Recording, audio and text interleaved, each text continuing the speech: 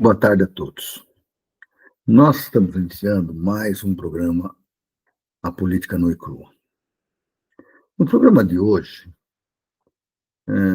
nós vamos nos ater às questões que estão envolvendo essa grande crise que está colocando o Brasil, de certa forma, de uma maneira preocupante, preocupada, com os diversos movimentos nos diversos setores da sociedade brasileira. A soberania desse país está sendo atacada. Nós estamos sendo atacados pela política, pela pequena política praticada pela direita. No Congresso, basta ver a PL da devastação, basta ver uma série de outras medidas que o Congresso tem tomado. E também essa questão do tarifaço, que, por sua vez, está vinculado a uma anistia, a um golpista, a um grande golpista brasileiro, que, junto com outros generais e companheiros de golpe contra a democracia brasileira, estão sendo julgados pelo STF. Então, um ataque frontal também ao STF. Então, acho que valeria a pena a gente começar o programa de hoje agradecendo ao Clube de Engenharia de Pernambuco, clube fundado há 106 anos, que soltou uma nota que eu acho que foi a mais correta de todas. Todas foram boas, todas as que saíram, e eu parabenizo as entidades que têm coragem de se manifestar em situações adversas como essa. E parabenizo muito a diretoria do Clube de Engenharia por ter solto essa nota. E ela diz, e eu vou ler para vocês, uma carta à sociedade. O Clube de Engenharia de Pernambuco, nos seus 106 anos de existência e resistência de protagonismo em defesa da soberania nacional, vem manifestar à sociedade o seu repúdio aos últimos acontecimentos promovidos pelo governo Trump e do EUA, que denota uma tentativa de ameaça à soberania nacional. Internamente, não menos preocupante, o comportamento do Congresso Nacional, que se manifesta contrário a uma política que promova a justiça tributária na perspectiva de busca do equilíbrio para a promoção de justiça social. Veja aqui, que importante essa percepção. Nós estamos sendo atacados em duas frentes, não estamos sendo atacados numa só. Tá?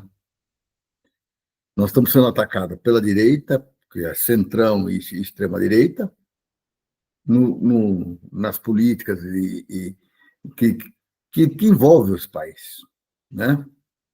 E estamos sendo atacados, por outro lado, pelo Trump, com sua máquina de guerra, ameaçando o país com um big tarifaço que vai, com certeza, trazer malefícios à sociedade brasileira. Vai trazer uma série de problemas. A gravidade do momento fica explicitada, continuando, né? A gravidade do momento fica explicitada ante a chantagem do presidente Zoá contra o Brasil e outros países, se julgando o imperador do mundo, desprezando a diplomacia e todo o regramento de respeito à soberania das nações. Não se trata de mera guerra comercial com elevação de tributação unilateral, como incautos ou ingênuos ou indivíduos vocacionados à subserviência do poder econômico ou político querem nos fazer compreender. Denunciamos ser a forma explícita do tirano julgar nações, povos, culturas e valores civilizados, a sua vontade e de interesses difusos, políticos e comerciais, agravados pela ambiência do pensamento da extrema-direita que despreza a democracia. Já no Congresso Nacional, Câmara dos Deputados do Senado dão as costas ao povo brasileiro, ao povo pobre, maioria da sociedade, seja com as emendas impositivas que desviam recursos de programas estruturados do país, fragmentando nas bases eleitorais em troca de votos, ou ainda na rejeição do aumento das alíquotas do IOF dos bancos, betes e bilionários, numa clara chantagem contra o governo Lula, que trabalha por políticas sociais que possam reduzir as desigualdades gritantes. Muito bem escrito esse texto. Assim, reafirmamos que a defesa da soberania nacional é inegociável para o país E aqueles que se apresentam de defensores da subserviência do país aos GA, que sejam identificados e banidos da política nacional, através do voto nas futuras eleições e entrem pelos anais da história como inimigos ou traidores nacionais. Olha, eu acrescentaria mais uma coisa, não é só através do voto, não.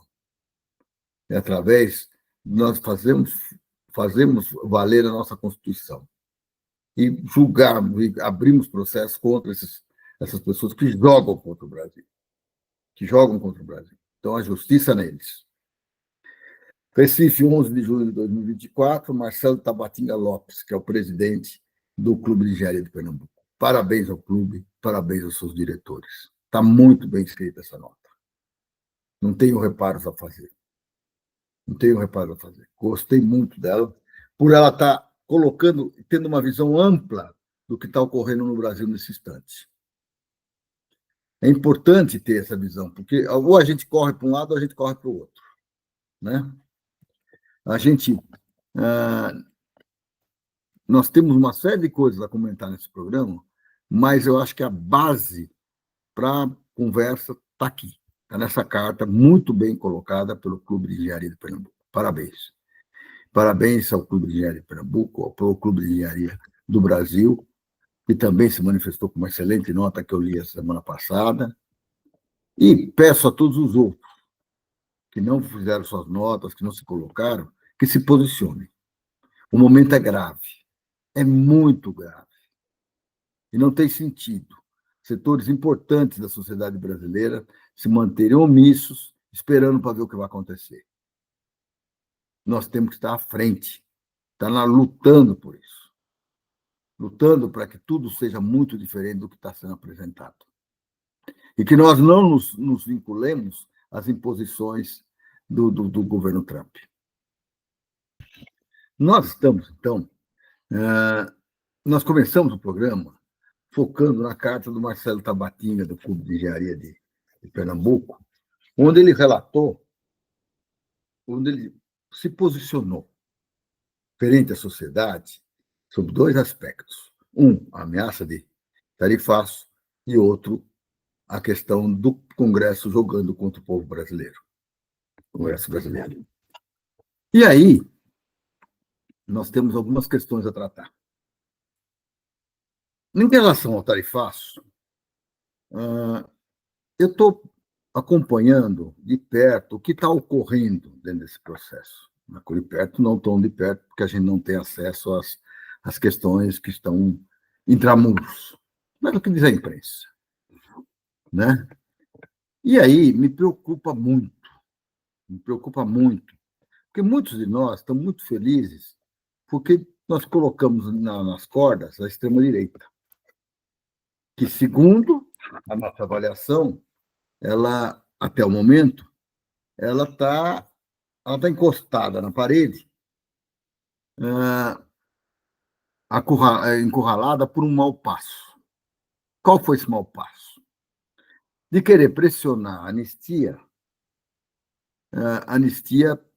através da pressão do governo americano, numa atitude antipatriótica, dirigida pelo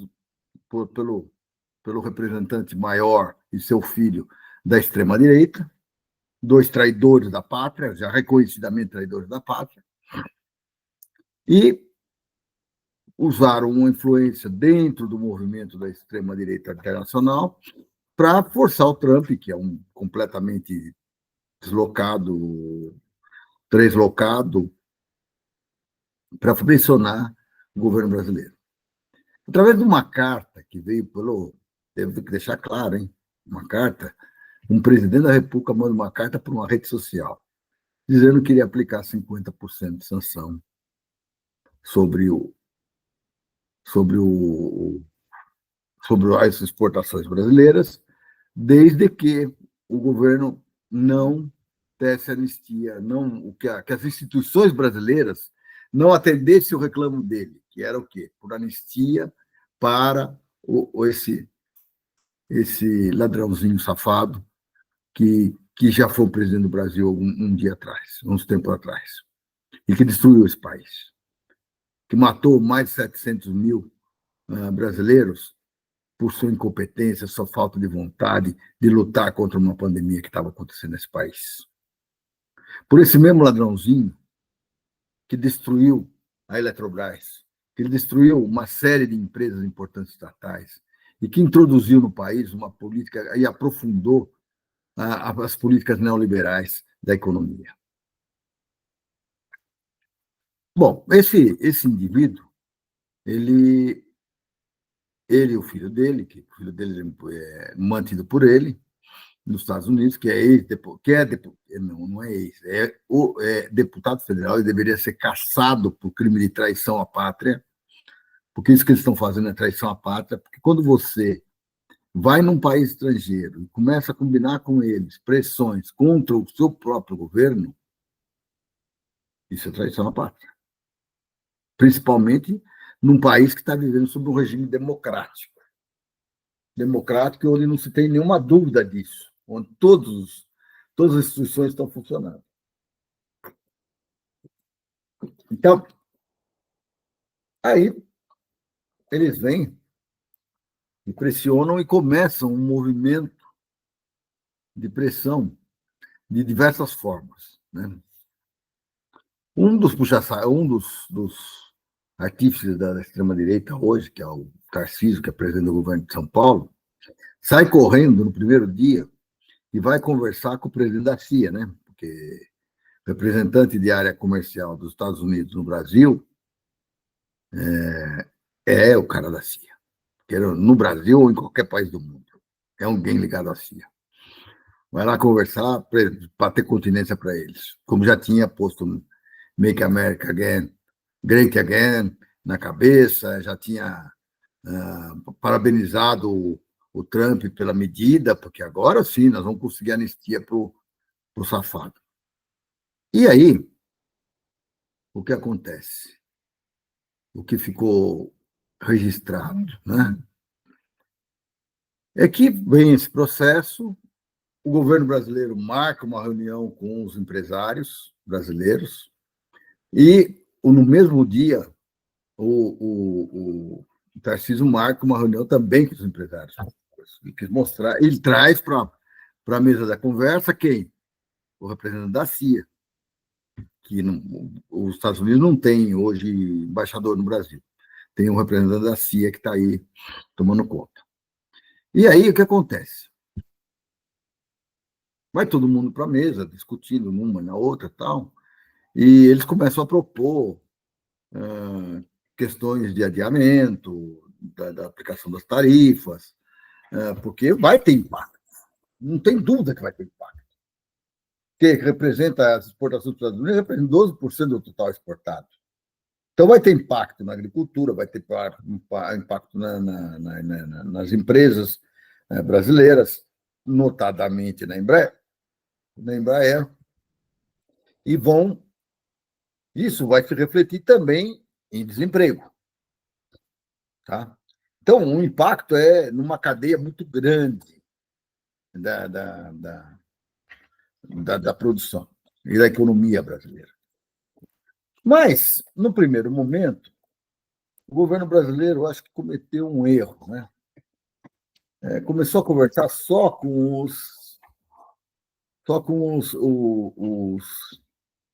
conversou só com os empresários e esqueceu que tem mais partes participantes desse processo. Então, você tem também os trabalhadores que vão sofrer com isso. E você tem também a sociedade como um todo. Esse erro o governo já está corrigindo. Quando fez o presidente Lula fez um pronunciamento à nação nessa semana, um bom pronunciamento à nação, chamou as centrais sindicais para conversar, foi no Congresso da Uni, que eu acho muito importante, porque está na hora de acordar esses estudantes de novo, reproduziu o que a geração 68 fazia, né? Foi no Congresso da Uni, se colocou no Congresso da Uni, né? E foi lá e colocou claramente que a bandeira verde e amarela vai voltar a ser do povo brasileiro. E tem que ser mesmo. Mas, para isso, nós precisamos da força de todos. e da organização de todos. Está na hora de acordar a UNE, de acordar uma série acordar os sindicatos, que tem que se organizar para a defesa do país, defesa dos seus empregos, defesa da educação brasileira. Né? Aí o Lula diz, né? Diz lá no Congresso da ONU, queria dizer para vocês que a gente vai julgar e vai cobrar imposto das empresas digitais americanas. Não aceitamos que, o nome da liberdade da expressão, você fique utilizando para fazer agressão, mentira, para prejudicar a violência das crianças, ódio, a violência das mulheres contra os negros, os LGBT. Sacou? Então, ele está. Nós vamos fazer o quê? Tá bom, vocês querem fazer? Então, mas vocês vão submeter à lei brasileira. A lei brasileira é que manda, não é a lei de vocês. Né? Que eu achei absurdo. Outro dia eu fiquei sabendo que lá nos Estados Unidos estavam fazendo um processo contra as decisões do Alexandre de Moraes. O Alexandre de Moraes está atuando aqui.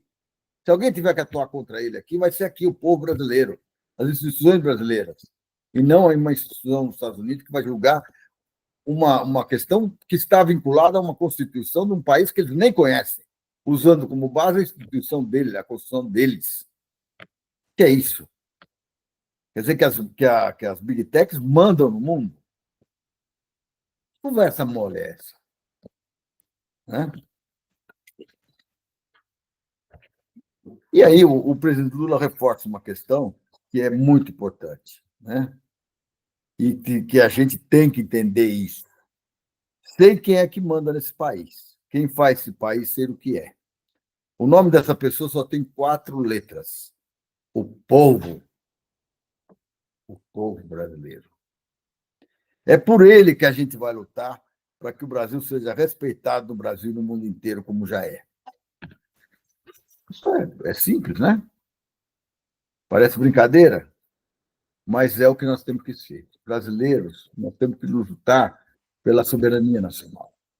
Lutar contra essa interferência de potências estrangeiras no nosso país, nas nossas decisões, na nossa Constituição e na nossa justiça. Nós temos que lutar contra isso. Isso é fundamental. E isso, dito isso, logo na sequência, o Trump manda uma carta para o Bolsonaro, que eu nem me deu tempo de ler, mas no dia seguinte vem com o STF e manda botar a tornozeleira no dito coxo, manda ir na cara dele, olhar o que estava acontecendo lá dentro e botar a tornozeleira dele. E está certo. Está certo. Não é porque eles estão ameaçando e agora estão dizendo até que não é mais 50%, é 100%, que nós vamos recuar. Nós temos um país a defender. Mas eu tenho uma preocupação muito grande com a extrema-direita, que apanhou, está apanhando, mas que não é tonta, que sabe como ninguém usar as redes sociais, que tem estruturas implantadas dentro das igrejas pentecostais, que nesse domingo provavelmente vão falar do coitadinho que tem que botar a tornozeleira, que vai ter que dormir todo dia cedo, porque senão vai estar sendo posicionado. E por quê? Porque ele pede que ele não fuja. E para que ele não continue a tramar contra o país. Isso ninguém vai dizer. Mas é importante que a gente diga. Nós não podemos sofrer ataques a todos os momentos contra o povo brasileiro.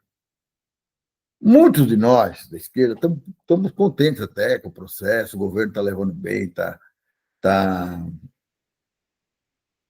trabalhando, está negociando, está trocando ideias, né? Está se fortalecendo, está mostrando para o povo brasileiro que o Brasil é nosso. Parabéns ao governo brasileiro. Agora, me preocupa muito a desmobilização da sociedade brasileira, que já fala nos cantos, ou fala, como eu ouvi ontem eu ouvi, sentei numa mesa com 2 pessoas da classe média, E aí, por acaso, estava lá, passou o negócio do Trump lá na televisão, lá do Trump não, do Bolsonaro na televisão, e eles falaram, por que também não prende o outro? Eu falei, qual outro? O Lula. O processo do Lula, tem processo lá que o STF não está nem preocupado em ver. Olha o que eles estão distorcendo já, querendo achar justificativas. Eles acham que está certo prender o Bolsonaro, mas que também teria que levar o Lula. São situações totalmente diferentes. Um passou por um processo de cartas marcadas para não se eleger. Outro é um golpista safado que destruiu esse país, que destruiu as instituições brasileiras e que tentou um grande golpe. Só porque perdeu uma eleição e não sabe se comportar como alguém que participa de um jogo democrático. Aliás, esse mesmo cara era o que prometia matar mais de 30 mil. Era ele que falava isso. Era ele que falava em ditadura e agora eles estão dizendo que a ditadura é nossa. A ditadura que está baseada na Constituição Nacional de 1968, que é a Constituição Cidadã. Oh, para com isso, para com essa conversa. Para com essa conversa. Nada aqui tá sendo destruído ou atrapalhado em relação à nossa Constituição. Então, está muito certo. Vamos manter essa pressão.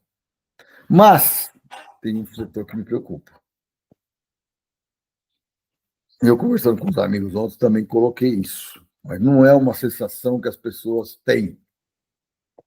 Mas eu me preocupo. Nós temos uma burguesia nacional que é composta do agronegócio, que sempre foi a base da burguesia, de empresários nacionais, de pessoas ligadas ao mercado financeiro, cujo único Deus é o lucro, cuja única pátria é o dinheiro. E para essas pessoas que têm capacidade de mobilização e de trabalhar setores que são fracos, mas que sempre sonham com golpe, tipo militares e companhia bela, me deixa aqui uma pulguinha atrás da orelha. Porque eu acho, estou colocando para vocês também dizerem o que acham, que isso não vai ficar só nessa conversinha. Conforme os dias vão passando e o risco do tarifaço vem, a ameaça do lucro vem, eu acho que a pressão vai começar a ser muito grande, mas muito grande, para que a gente cumpra as exigências do Trump. Que começou com a questão do anistia ao Bolsonaro e a turma dele. Depois, agora está vindo contra o Pix, que é uma paixão nacional, porque as big techs estão se sentindo lesadas, porque estão perdendo dinheiro, porque não podem cobrar sobre cada transação, como fazem no cartão de crédito ou no cartão de débito. Né? Elas fazem isso. Elas sempre ganham dinheiro. E, de repente, elas perderam um big do mercado por uma questão que chama Pix. Simples, fácil. Que é um projeto de muito tempo, que vem lá do governo da Dilma, mas que foi implantado no governo Bolsonaro. Mas que, para eles, representa o quê? Um prejuízo enorme. Representa a dificuldade de ganhar dinheiro fácil. Ou vocês não sabem que cartão de crédito e cartão de débito leva percentual sobre cada transação. E que enche os bolsos de gente que não está, que está só usufruindo pelo simples fato de ter uma máquina para passar esse dinheiro, por onde passa essa informação. E o Pix não pode cobrar. Então, aquela questão que foi colocada no começo do ano, por aquele deputado de Minas, histriônico, que falava que nós estávamos querendo taxar o Pix, eles estão querendo taxar o Pix. E que negociação nós temos para fazer? Vamos lá, vamos ser claros. O que nós temos que dar para o Trump para que ele não coloque a sobretaxa. Você vai me desculpar, não temos nada para vive para poder colocação do Lula. Nós vamos defender o nosso povo, o povo brasileiro. Então não temos nada para dar para ele. O que ele vai fazer com isso? Ele continua jogando nas questões da política. Ele quer anistia. Ele está bravo, porque, não só, ele está retalhando. Então, colocamos uma questão que era botar a tornozeleira no Bolsonaro, para que ele não fugisse, para que ele aguentasse o processo aqui no Brasil. Na sequência, vem o Trump e faz o quê? Tira o visto americano para os magistrados ligados ao Alexandre de Moraes. Ligados aqui, normalmente votam com o governo Lula, né? Ou votam com a maioria do povo brasileiro, que é o povo sofre, o povo sofrido desse povo brasileiro. E deixa de fora os dois nomeados pelo Bolsonaro e mais um, que é o Fux, que sempre foi vendido na vida dele. Que não tem ideologia, que não tem posição, que não tem nem vontade de lutar para estabelecer por uma justiça justa nesse país. Então é isso. Está nessa coisa retalha. E aí, como é que essa burguesia, que está composta, vamos lá de novo, pelo agronegócio, pelo setor industrial, mais importante, o setor industrial mais elevado, né, mais de conta, pelos militares, tá? Por uma classe média besta, pelas igrejas pentecostais, como é que eles vão reagir ante a ameaça real dia após dia? Porque cada dia a coisa está ampliando. Não está havendo uma negociação ou nós estamos chegando a algum acordo. Não. Os setores prejudicados vão chamar o seu Deus, lucro. E vão chamar a sua pátria, dinheiro. E aí, meu filho, não sei para onde nós vamos. Essa é a minha preocupação. Então, fico contente que nós saímos das cordas e estamos conversando com o povo brasileiro. Perfeito. Fico contente que nós aprendemos uma linguagem, utilizar uma linguagem que leve a um bom debate e tudo mais na sociedade, e que eles comecem a entender que tem dois lados nessa história e que o lado mais justo estava sendo pisoteado e que agora está botando a cabeça para fora. Perfeito. Perfeito. Acho que é por aí. Acho que é por aí. As pessoas estão, começamos a falar, em vez de ficar com medo da governabilidade, essa palavra que eu odeio, da perda da governabilidade, nós começamos a enfrentar. E nós precisamos enfrentar, porque os desafios são muito grandes. Muito grandes. Então, é isso. Em relação ao tarifaço, minha preocupação não é só com o Trump, é com setores da sociedade brasileira que eu não sei para que lado vão jogar. E quanto mais chega a corda no pescoço deles, mais eles vão tentar se defender. E se a solução for para eles negociar, for garantir tudo que o Trump quer, eles vão pressionar para ter. E aí, só tem um jeito da gente não dar. Se a gente estiver organizado e ir nas ruas. Pô, mas vem você de novo falar em botar a gente nas ruas, a gente não consegue botar ninguém. Pô, tá na hora, né? Tá na hora. Nós, até agora, a gente só pode pôr o povo parado, os movimentos sociais parados, devagar. Pô, agora tá na hora de acordar. Acorda e vamos para frente. Precisamos de trabalhador na rua, precisamos de dona de casa na rua, precisamos da classe média na rua, precisamos de todo mundo na rua, porque todo mundo está sendo prejudicado. Está sendo prejudicado. Então, está na hora. Está na hora de acordar. Não basta falar o Lula está negociando bem. Se ele não tiver respaldo da sociedade para mostrar lá fora que o povo brasileiro não quer o que está sendo proposto, nós estamos perdidos. E vamos levar as taxações todas, vamos perder emprego, vamos ter inflação, vamos ter uma série de questões que a gente lutou contra todo esse tempo, contra e que nós vamos perder. Então, muito cuidado com isso. Bom, o povo brasileiro, a Constituição brasileira, aliás, ela coloca que os representantes do povo brasileiro, que são seus deputados, seus senadores, devem representar o povo brasileiro. Eles são uma representativa à democracia. Eles têm que falar em nome do povo brasileiro. Mas eles não falam em nome do povo brasileiro. Eles falam de cima dos grandes lobbies, dos grandes setores que dominam a economia brasileira e a política brasileira. E quem são esses setores?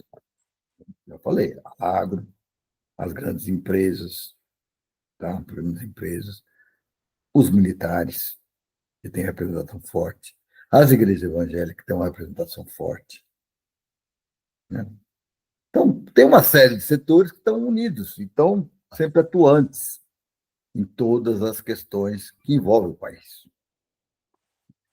E aí, nós temos que levar em conta e entender que essas forças, elas não atuam em favor do Brasil, elas jogam contra o Brasil. Então, por isso que eu comecei com a carta do Clube de Engenharia de Pernambuco, porque ele atuou e colocou muito bem a questão da participação do Congresso Nacional nessa crise. Por quê? O Congresso Nacional ele tem atuado contra o povo brasileiro há muito tempo. Ele tem insistido nas suas emendas impositivas, nas emendas PIX, não sei o quê, e passou a dominar uma parte importante do orçamento brasileiro, mais de 50 bi ano. Para quê? Para usufruto dos 500 deputados que estão lá, que estão colocados no poder legislativo. Para usufruto deles. Com esse dinheiro na mão, eles fazem o que querem. E se elegem e reelegem quantas vezes quiserem. Eles não estão preocupados com o país, estão preocupados com eles mesmos. E com o poder de troca que eles têm com as grandes corporações, com o mercado, e com o próprio, com as vantagens que tiram dessas emendas quando mandam para prefeituras e cobram taxas de retorno, de sucesso. Então é isso. Eles fazem isso. Não só isso. Por exemplo, tem duas questões que foram pautadas pelo governo Lula que são extremamente importantes. A primeira delas é o 6x1. Trabalha 6, descansa 1, para 5x2. São contra. Mas 78% do povo brasileiro é a favor. É a favor do 6x1. Mas eles são contra. Porque eles não representam a vontade do povo brasileiro. Eles representam a vontade de setores da sociedade brasileira, pelos quais eles receberam dinheiro, força para se eleger. Ah, mas não pode ter financiamento de empresa. Mas tem. No submundo tem. Tem, e tem muito. E muito. E muito. Então, esse é um dos primeiros problemas. Segundo problema, por uma incapacidade, por uma ineficiência dos governos que nos antecederam, de entender que não podia se manter o imposto de renda sobre a classe trabalhadora cada vez mais aviltante, né? Não se fez nos últimos 30 anos, sei lá quantos anos, nenhum reajuste da tabela de imposto de renda. Então, aqueles que ganhavam 2 salários mínimos, que não pagavam imposto de renda há muito tempo atrás, hoje pagam. E sustentam esse país. E, teoricamente, o valor que deveria ser, se tivesse sido reajustada, hoje nós deveríamos estar com o valor mínimo de pagamento de imposto de renda para quem ganha até R$ 7.000, 7.000 e poucos reais. O governo está propondo que se ajuste para R$ 5.000, que já é uma big diferença. Você tira do imposto de renda boa parte do povo brasileiro. Mas, em contrapartida, diz que precisa taxar os super ricos, aqueles que têm muito, não aqueles que têm pouquinho, não aqueles que ganham salarinho de classe média, aqueles que têm muito, 10%.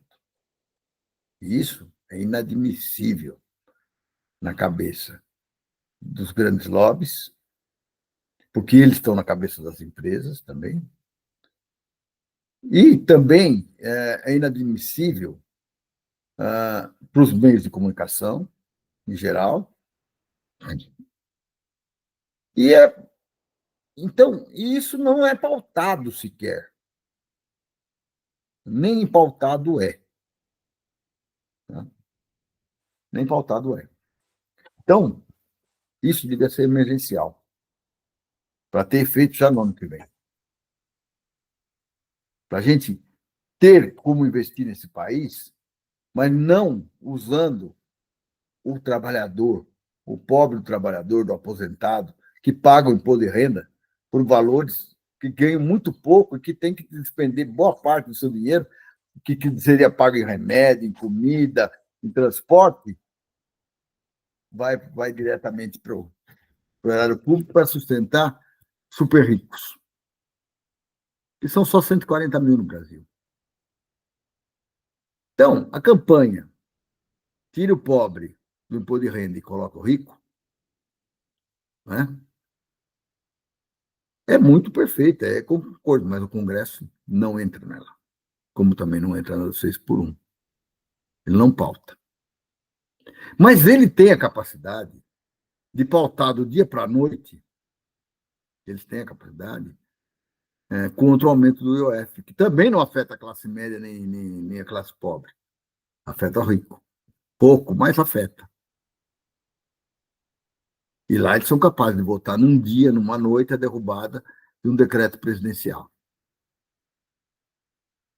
Graças a Deus, essa semana o Supremo deu ganho de causa porque isso foi para o Supremo, porque o governo votou no Supremo, e deu ganho de causa para o governo.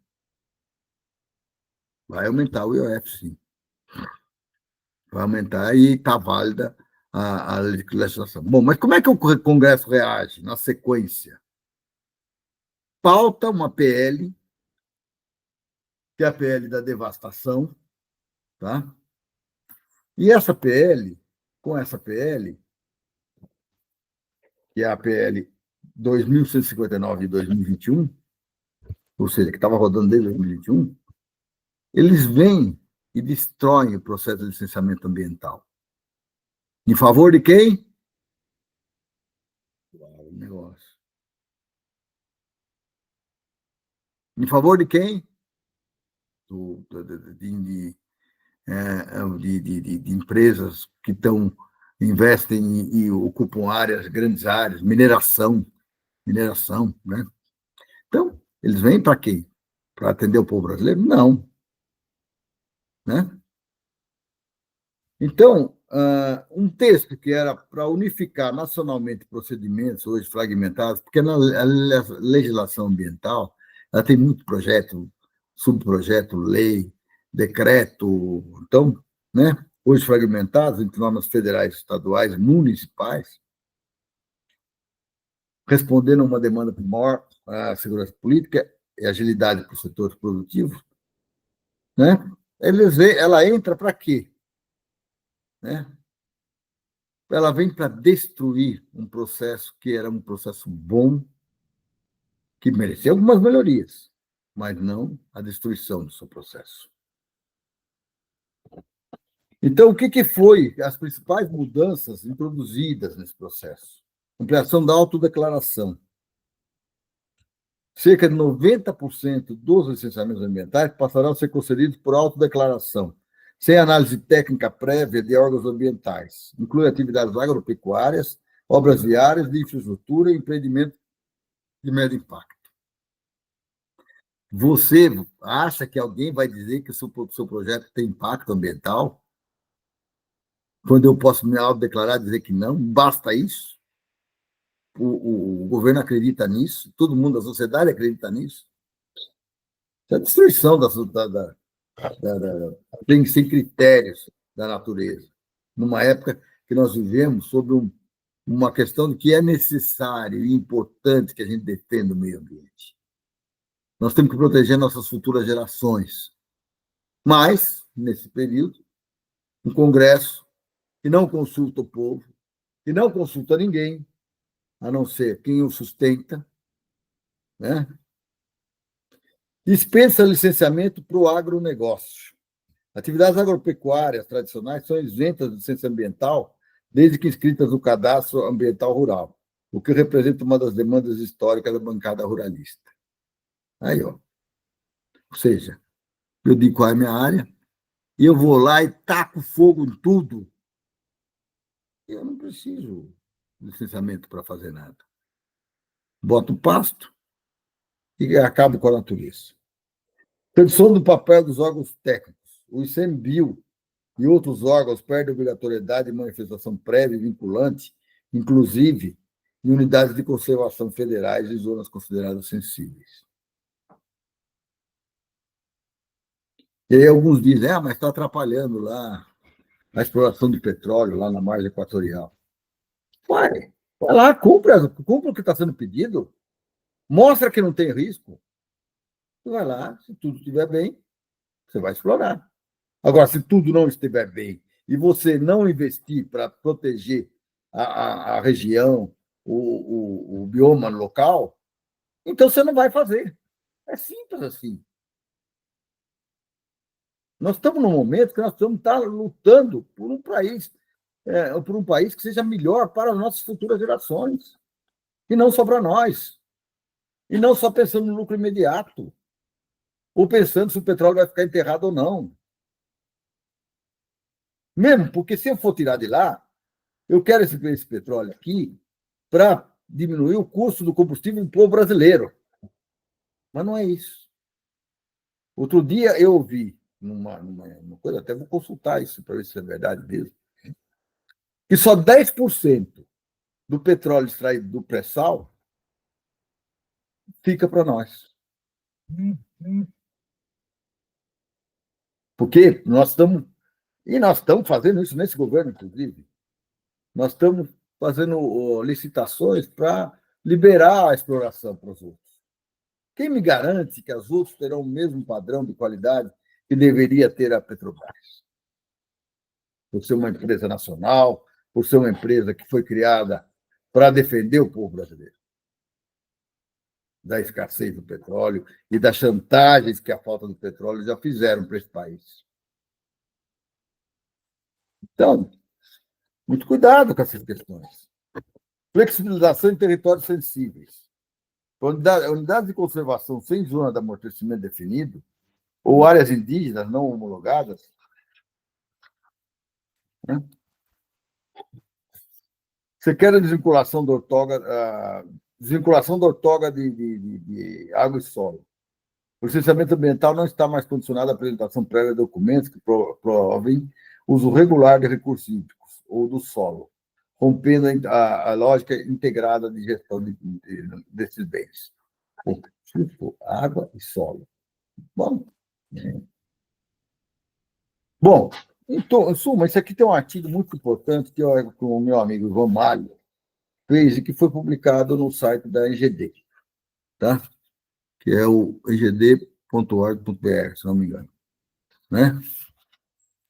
Eu não sei se é .org ou se é .gov, tá? Mas acho que vale a pena vocês verem. Isso aqui, ó, foi aprovado na calada da noite, no último dia do processo do semestre legislativo. Que agora eles têm uma parada não oficial, mas eles param para voltar só no dia 4 de agosto.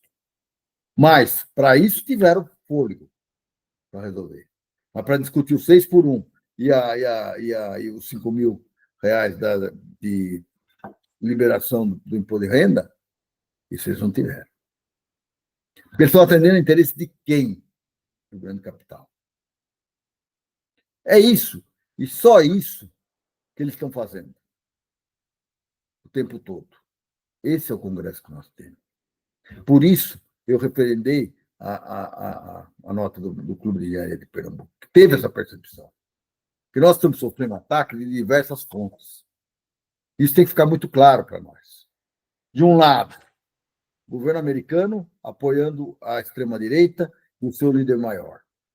E, de outro lado, um Congresso corrupto, safado, que está fazendo o quê?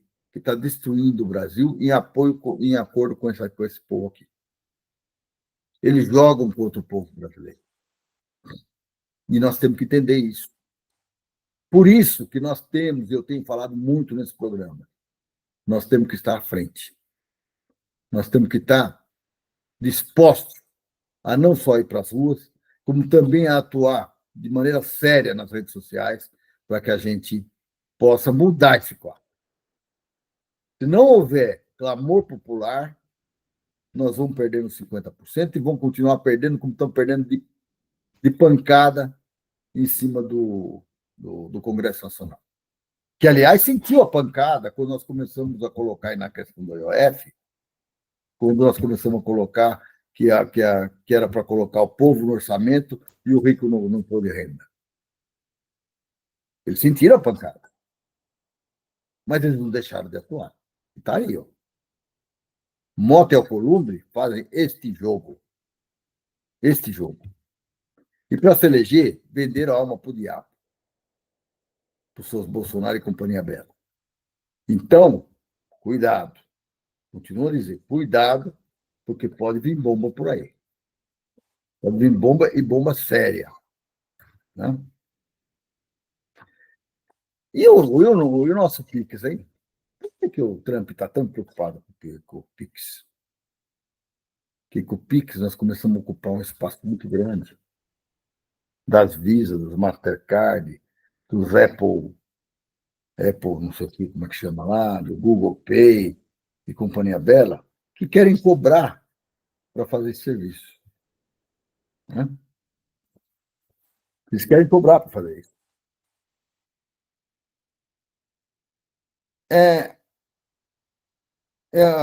Hoje em dia, a principal investida dos cartões de crédito contra o Pix é que se trata de uma concorrência empreendida por uma autarquia.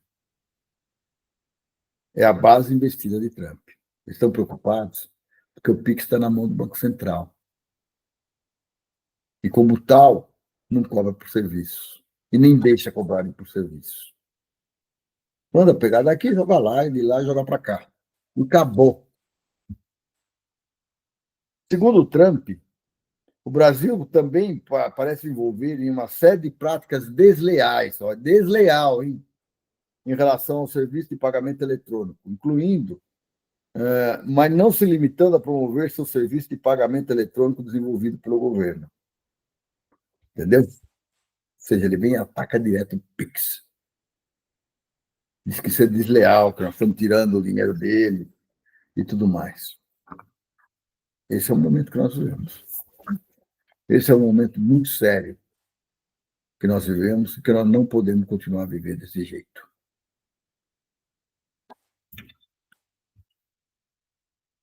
E para terminarmos o nosso programa de hoje, nós temos que refletir sobre tudo isso que a gente falou hoje. E isso está me fazendo ficar pensativo, preocupado. E acho que deveria fazer com que todos vocês tivessem esse papel, passassem a se preocupar. E não só a se vangloriar de que nós estamos conseguindo melhorar nossos índices de aprovação. Falo nós, porque eu faço parte de um campo progressista nesse país, como todos vocês fazem, todos que assistem ao meu programa, com raras exceções. Então, é hora de entender isso.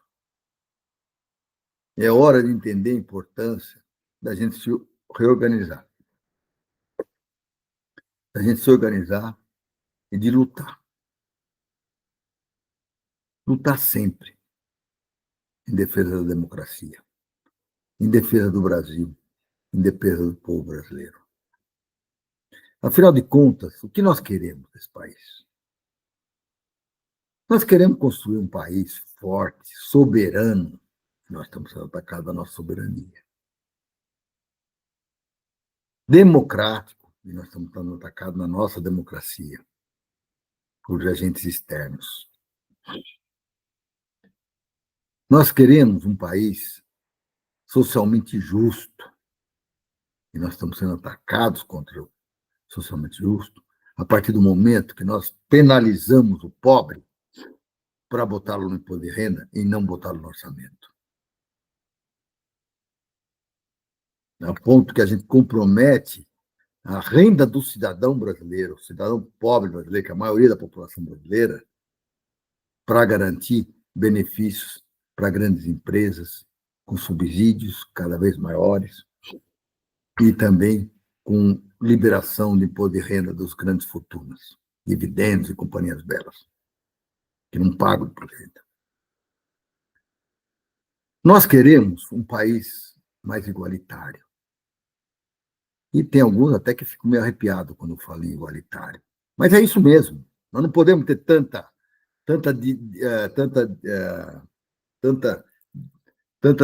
distância entre o pobre e o rico, entre a capacidade de realização do pobre e o rico. Nós não podemos ter isso, nós temos que ter o mais próximo possível. O filho do pobre tem que ir nas mesmas escolas que o filho do rico vão. Tem que usar a mesma saúde que o outro usa. Tem que ter acesso a tudo igual. Que o transporte seja um transporte democrático. Que a alimentação seja acessível. Que a nossa produção seja de alimentos para o povo brasileiro. Então, é socialmente justo. E tecnicamente avançado, tecnologicamente avançado. Estou colocando isso mais recentemente. Porque não tem sentido nós ficarmos dependentes de tecnologia estrangeira. Não tem sentido as nossas redes de internet serem todas baseadas em big techs americanas. Não tem sentido a gente não ter satélites. Não tem sentido as nossas Forças Armadas usarem o sistema do Elon Musk. As nossas escolas estarem usando os sistemas do Elon Musk. Ou da Microsoft, Google e companhia belas. Não só para fazer a ligação com o mundo externo, que é o que vocês pensam logo de cara, mas como conteúdo de educação para o nosso povo. Os nossos alunos estão recebendo apostila de Google e Microsoft. Estão tendo que usar as redes deles. E os professores nossos estão sendo desvalorizados. Hoje ainda eu vi uma notícia interessante. Não, ainda eu vou terminar isso, depois eu falo disso. Então, nós temos que estar atentos. Nós temos que lutar pela tecnologia nacional. Nós temos que lutar pela engenharia nacional. Nós temos que lutar pela ciência. Essa semana teve o congresso da SBPC, que é a Sociedade Brasileira de Progresso da Ciência. Defendendo o quê?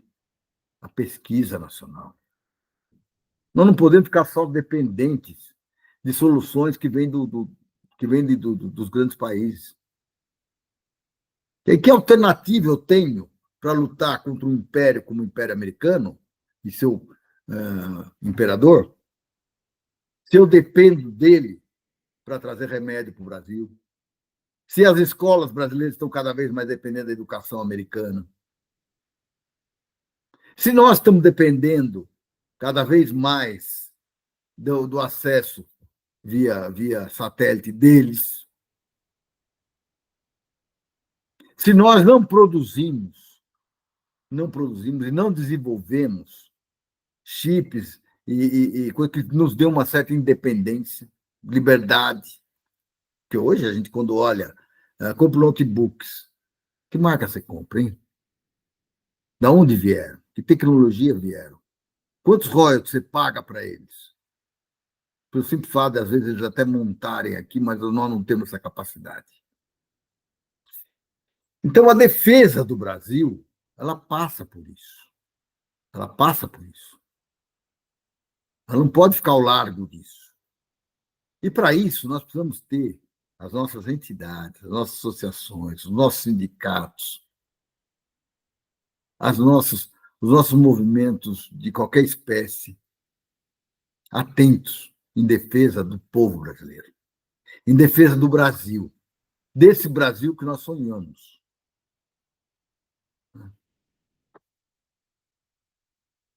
Nós vamos ter, daqui a alguns dias, daqui a alguns meses, a COP 30 aqui no Brasil. Como é que nós vamos encarar o mundo com um projeto desse da PL de devastação que foi aprovado essa semana no Congresso Nacional? Como é que nós vamos encarar o mundo se nós ainda continuamos com devastações e queimadas muito grandes nos principais biomas do Brasil? Ah, mas nós reduzimos. Reduziu o cacete. Não reduziu tanto assim.